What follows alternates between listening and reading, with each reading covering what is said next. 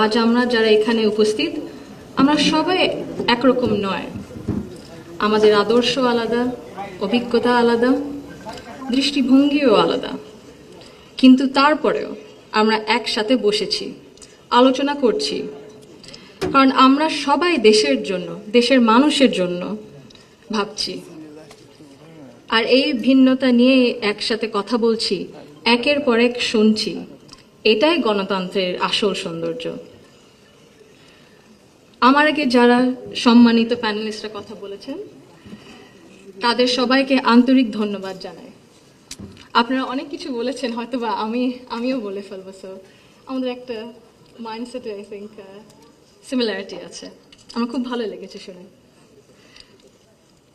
আমি আজ এখানে দাঁড়িয়েছি ভিন্ন এক অনুভূতি ও আবেগ নিয়ে। বাংলাদেশে এই পলিসি লেভেলটায় আমার প্রথম বক্তব্য এটা। আমি এমন কেউ নয় যার কাছে সব প্রশ্নের উত্তর আছে বা সব সমস্যার সমাধান জানা আছে। তবু আমি বিশ্বাস করি, নিজের ছোট্ট জায়গা থেকেও সমাজের জন্য, দেশের জন্য কিছু করার আন্তরিকতা আমাদের সবার মধ্যে থাকা উচিত। আজ আমি এসেছি শুধু শুনতে, শিখতে এবং একসাথে কাজ করার মনোভাব নিয়ে এগিয়ে যেতে।